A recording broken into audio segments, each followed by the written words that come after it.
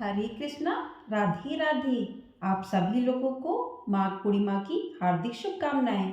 वैसे तो हर महीने में पूर्णिमा तिथि आती है, लेकिन हिंदू धर्म में सभी पूर्णिमा तिथि में से माघ पूर्णिमा का विशेष महत्व है। इस दिन गंगा स्नान करना बेहद शुभ माना जाता है। ऐसी मान्यता है कि इस दिन सभी देवता पवित्र नदियों में निवास करते हैं। इस दिन स्नान दान करने के साथ ही आपको श्री हरि विष्णु और माँ लक्ष्मी जी का पूजन भी अवश्य करना चाहिए, क्योंकि इस दिन श्री हरि विष्णु और माँ लक्ष्मी जी का पूजन करने से या व्रत करने से व्यक्ति की सभी मनोकामनाएं भी पूरी होती हैं। और इस दिन आपको माघ पूर्णिमा व्रत कथा भी अवश्य सुननी चाहिए। तो आइए सुनते हैं माघ पूर्णिमा की दुर्लभ कथा। माघ पूर्णिमा की पौराणिक कथा के अनुसार एक नगर में धनेश्वर नाम के एक ब्राह्मण रहता था। उसकी पत्नी का नाम रूपवती था, जो कि बहुत ही पतिव्रता और सर्वगुण संपन्न थी, लेकिन उन्हें कोई संतान नहीं थी। इसलिए वो दोनों बहुत चिंतित रहते थे। एक बार उस नगर में एक महात्मा आए। उन्होंने उस नगर के सभी घरों से दान लिया, लेकिन धनेश्वर की पत्नी जब भी उन्हें दान देती तो वो उसे लेने से मना कर देते थे। एक दिन धनेश्वर महात्मा के पास गया और उनसे पूछा कि हे महात्मन, आप नगर के सभी लोगों से दान लेते हैं, लेकिन मेरे घर से नहीं लेते हैं। हमसे अगर कोई भूल हुई हो तो हम ब्राह्मण दंपत्ति आपसे क्षमा याचना करते हैं। इस पर महात्मन ने कहा, नहीं विप्र, तुम तो हमेशा आदर सत्कार करने वाले ब्राह्मण हो। तुमसे भूल तो कभी भी नहीं हो सकती है।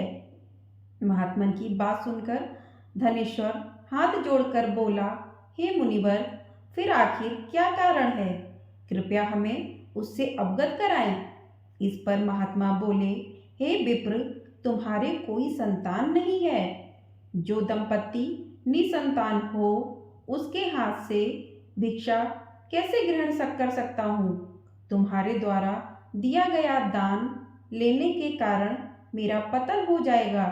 बस यही कारण है कि मैं तुम्हारे घर से दान स्वीकार नहीं करता।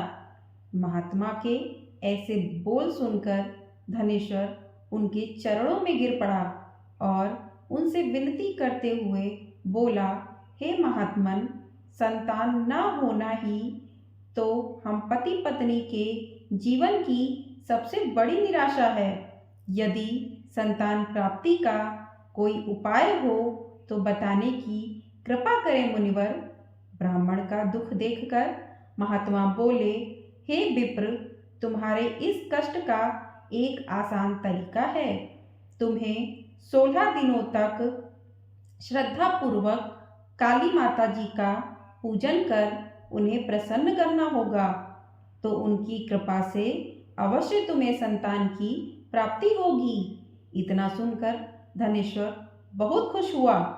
उसने महात्मा का आभार प्रकट किया और घर आकर पत्नी को सारी बात बताई।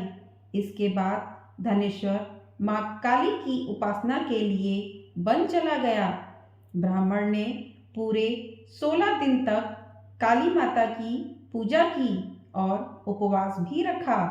उसकी भक्ति देखकर और विनती सुनकर काली माता ब्राह्मण के सपने में आई और बोली, हे धनेश्वर, तू निराश मत हो। मैं तुझे संतान के रूप में संतान की प्राप्ति का वरदान देती हूँ, लेकिन 16 साल की अल्प आयु में ही उसकी मृत्यु हो जाएगी। काली माता ने कहा, यदि तुम पति पत्नी विधि पूर्वक 32 पूर्णिमा का व्रत करोगे तो तुम्हारी संतान दीर्घायु हो जाएगी। प्रातःकाल जब तुम उठोगे तो तुम्हें यहाँ आम का एक वृक्ष दिखाई देगा। उस पेड़ में से एक फल तोड़ना और ले जाकर अपनी पत्नी को खिला देना। शिव जी की कृपा से तुम्हारी पत्नी गर्भवती हो जाएगी। इतना कहकर माता अंतर्ध्यान हो गई। प्रातःकाल जब धनेश्वर उठा तो उसे आम का वृक्ष दिखा जिस पर बहुत ही सुंदर फल लगे थे। वो काली माँ के कहे अनुसार फल तोड़ने के लिए वृक्ष पर चढ़ने लगा। उसने कई बार प्रयास किया लेकिन फिर भी फल तोड़ने में असफल रहा। तभी उसने गणेश भगवान का ध्यान किया और गणपति की कृपा से इस बार वो वृक्ष पर चढ़ गया और उसने फल तोड़ लिया।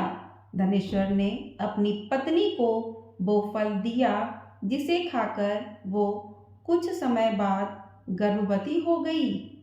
दंपति काली माँ के निर्देश के अनुसार हर पूर्णिमा पर दीप जलाते रहे। कुछ दिन बाद भगवान शिव की कृपा हुई और ब्राह्मण की पत्नी ने एक सुंदर बेटे को जन्म दिया जिसका नाम उन्होंने देवीदास रखा।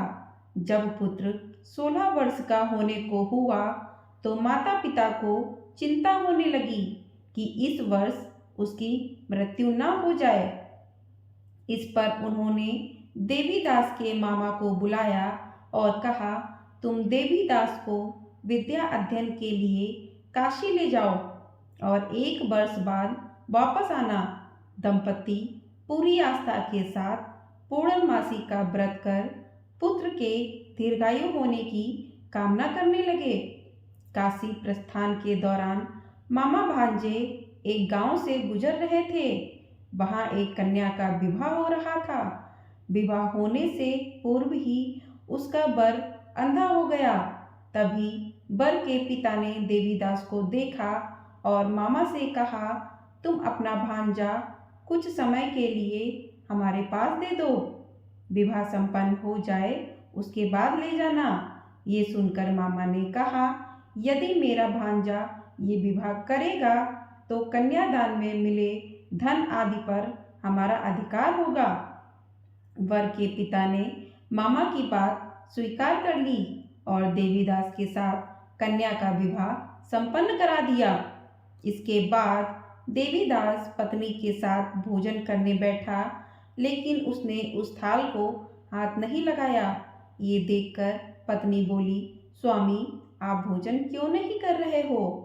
आपके चेहरे पर ये उदासी कैसी? तब देवीदास ने सारी बात बताई।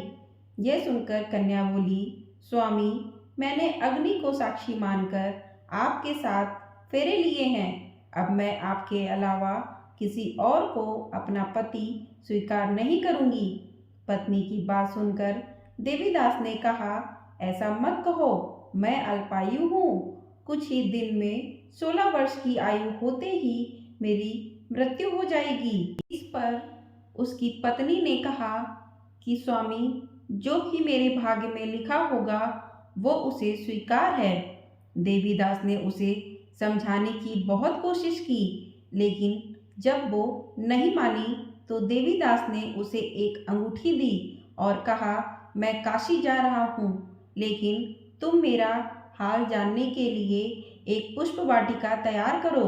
उसमें भांति भांति के पुष्प लगाओ और उन्हें जल से सींचती रहो। यदि वाटिका हरी भरी रहे, पुष्प खिलते रहें तो समझना कि मैं जीवित हूँ और जब ये वाटिका सूख जाए तो मान लेना कि मेरी मृत्यु हो चुकी है। इतना कहकर देवीदास काशी चला गया। अगले दिन सुबह जब कन्या ने दूसरे वर को देखा तो बोली, ये मेरा पति नहीं है, मेरा पति काशी पढ़ने गया है। यदि इसके साथ मेरा विवाह हुआ है तो बताएं कि रात्रि में मेरे और इसके बीच क्या बातें हुई थीं और इसने मुझे क्या दिया था। ये सुनकर वर बोला, मुझे कुछ नहीं पता और पिता पुत्र वहाँ से वापस चले गए। उधर एक दिन प्रातःकाल एक सर्प देवीदास को डसने के लिए आया लेकिन उसके माता पिता द्वारा किए जाने वाले पूर्णिमा व्रत के प्रभाव के कारण वो उसे डस नहीं पाया। इसके बाद काल स्वयं वहां आए और उसके शरीर से प्राण निकलने लगे। देवीदास बेहोश होकर गिर पड़ा। तभी वहां माता पार्वती और शिव जी आए। देवीदास को बहुत बेहोश देखकर देवी पार्वती बोली, हे स्वामी, देवीदास की माता ने 32 पूर्णिमा का व्रत रखा था। उसके फलस्वरूप कृपया आप इसे जीवन दान दें। माता पार्वती की बात सुनकर भगवान शिव ने देवीदास को पुनः जीवित कर दिया। इधर देवीदास की पत्नी ने देखा कि पुष्प वाटिका में एक भी पुष्प नहीं रहा। वो जान गई कि उसके पति की मृत्यु हो चुकी है और वह रोने लगी। तभी उसने देखा कि वाटिका फिर से हरी भरी हो गई है। ये देखकर वह बहुत प्रसन्न हुई। उसे पता चल गया कि देवीदास को प्राणदान मिल चुका है। जैसे ही देवीदास 16 वर्ष का हुआ, मामा भांजा काशी से वापस चल पड़े। रास्ते में जब वो कन्या के घर गए तो उसने देवीदास को पहचान लिया और वह अत्यंत प्रसन्न हुई। धनेश्वर और उसकी पत्नी भी पुत्र को जीवित पाकर हर्ष और उल्लास से भर गए।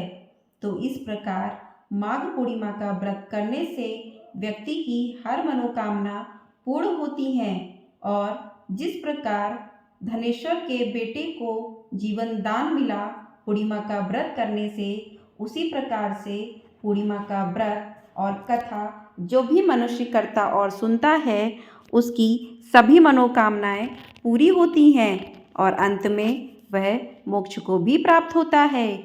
राधे राधे।